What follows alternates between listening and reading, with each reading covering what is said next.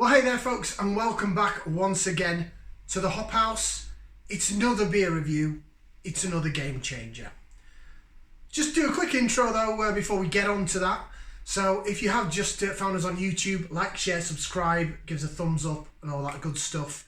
It's the Hop House, hoppy beer, good house music. That is what this channel is all about, hence I'm wearing a Acid House t-shirt. So, we are going with game changers today in terms of the beers that we're reviewing. We are looking at beers that changed the aspect, not only for me personally, but also in the industry.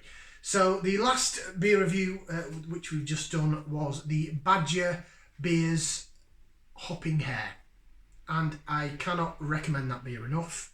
That was my personal game changer. I grew up drinking like Yorkshire Bitter, blonde ales, and even Guinness at one point. I used to drink quite a lot of Guinness.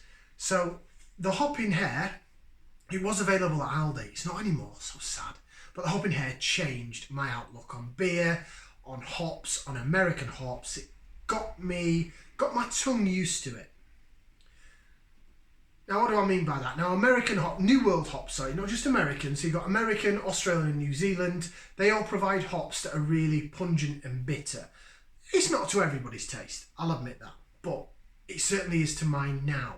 Didn't used to be, but it is now. And so that's what we're looking at. Look at game changers. So this next beer now is more of a game changer for the industry. Okay, this beer, some people say, is revolutionary. It brought something new to the field of play. It brought something new to the party. What beer am I talking about? I am talking about none other than Oakham Citra.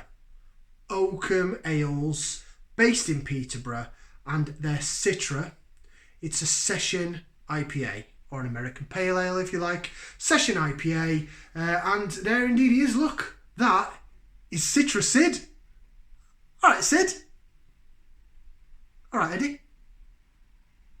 So it's a session IPA. What I mean by that is we looked at beer styles previously on a previous video, and we said IPA was an India Pale Ale. The idea was it was heavily hopped and had a high ABV, a high strength, so that the beer could travel on ships in the olden days from the UK to the troops in India. Americans came along and they invented American IPAs. But an IPA should be probably about 5% or above in the ABV. So this is a session IPA. What does that mean?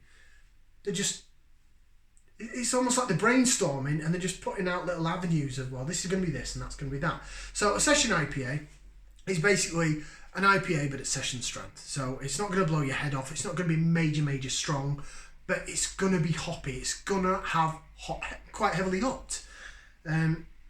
So it's hopped with Citra, as it quite happily says there, and is proud to say it is hopped with Citra. Now, what do I know about Citra? It is one of the 5 American sea hops. There was 4 originally, now there's 5. So we'll quickly go through them for those that don't know, if you're just new to beer or whatever. So these are hops that are grown in America. I think the majority of them are grown over West Coast, so California, and a lot of the Native American territories. I think sort of the Dakotas, North Dakota, that area, Nebraska, Seattle, Washington, around Oregon, around those states. So anyway, the sea hops are Cascade. Cascade was the original. It came to prominence sort of in the 90s over here, well, 90s to the early 2000s. It was in the last beer I had, the Hopping Hare. It did contain Cascade and Amarillo, but Amarillo is not a sea hop. We're talking about the sea hops here. So Cascade, you've got Centennial, you've got Columbus, and you also got Chinook. Chinook is named after the Chinook tribe, so it's definitely grown by the Native Americans. And then Citra, the little diddy-dood on the end. I'm trying to make this finger work and not the others. Bad coordination.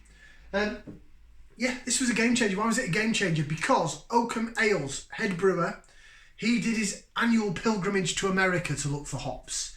And back in 2009 this was. So 2009, Oakham Ale's head brewer flew over to America looking for hops. They like the American hops anyway. They like the Cascade and the likes. And he discovered this Citra hop. It was a fairly new hop at the time. Now, whether that means they just created it, I know some hops have been created from an amalgamation of two or more other hops. I don't actually know the background of Citra hops, I'm not going to lie. All I know is that the guy at Oakham went there and he brought it back, and this was the first beer to use Citra hops in the UK. So it's well known. It's known as the original UK Citra. A lot of people say this is the only Citra that counts. What do you think, Sid? Yeah. What he said. Okay, so what we're going to do is we're going to get it into the glass and see what it looks like. Oh, sorry, I didn't even mention. So not only is this a game changer in the industry, my opinion's changed on this beer. The reason being is the first time I had this, I didn't like it at all. In fact, I took a sip of it and went, that was my initial reaction. I think I had it in a pub probably about maybe 7-8 years ago, something like that. So quite a while back. And no, didn't like it at all. Wasn't for me. It was just really bitter, really pungent, and I was a bit like, what has this guy given me? It was recommended by the bartender at the time. And I was just like, what are you doing to me? I struggled to finish it. I'm a Yorkshireman, don't waste your ale. So I did finish it, but I didn't really like it. Oh, how the times have changed. Right, let's get it open, the trusty bottle opener, into the Purity beer glass. And we will see what we get. I'll just stand back a bit so you can see a little bit better. I've had to do a few test videos actually with the light in here because I'm trying to put the lights on. I'm just using the outdoor light, but it's a bit dull outside. So my apologies if it's not that well lit. Right. Okay, well there you go then. Have a look at that. If you can see, there is carbonation there. Don't know if the camera will pick that up, but I can certainly see it. Not much of a head on it, but this has been refrigerated for a long time. Sometimes the refrigeration can take the head off of a beer. Probably been out of the fridge about 20 minutes or so. I like my beers cold. I know some people say it should be at room temperature, or around about that, but anyway, that's a whole different discussion. So there you go, it's leaving its head rapidly actually. I want to swill it around, but I don't want to spill it. I want to swill but not spill. So it's a golden, again, similar to the last one, golden honey coloured ale. It's quite light actually in colour. Now, I'm going to give it a whiff. See what I can sniff. Whoa. You what? This is hoppy, baby. Now we're talking. That's banging. That smells like, I'll tell you what it smells like. It's citrusy. It's Citra. It's meant to be a citrus beer. My mouth's already anticipating what it's going to taste like. So the last beer we had, the Hopping Hare, was citrusy as well. It did have Cascade in it. It had Amarillo, American hops. And I said it smelt grapefruity with a bit of an earthiness to it. This is pure grapefruit. I can't even smell like any malt in it. That smells pithy. Don't know if pithy's the right word to describe it. It literally smells like I've held my pint glass up like this and someone just squeezed grapefruit into it. Grapefruit and citrus and lime and lemon. Whoa, that stinks, but in a good way. In fact, I actually smelled that when I first opened the bottle. I really did. Right then, I know what it smells like, and my taste buds are already anticipating what it's going to taste like. But we are going to give it a bottoms up and down the hatchet.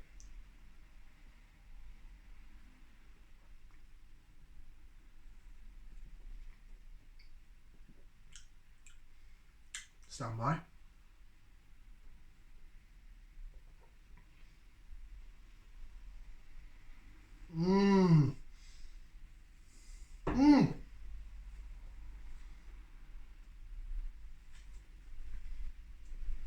wow, oh wow. Like wow. Like wow. That is sensational. Sorry if you think that sounds disgusting, my other half hates it when I do it. But I'm trying to explain how... Oh, I'm a kid in the sweet shop and getting all giddy. Oh, love it. Right, so I'm trying to explain how this beer makes me feel. I think that rather random animated dancing sort of may show you. Yeah, it's really, really, really bitter. It's so bitter. It's so pungent. This is not sweet at all. If you like any sweetness in your beer, any maltiness in your beer, do not buy this beer. Don't, because you won't like it. However, if you're open, excuse me, if you're open to maybe exploring the boundaries of hops, seeing what's out there, seeing where paths can go, where roads can take you, then this could be a beer for you. It really could.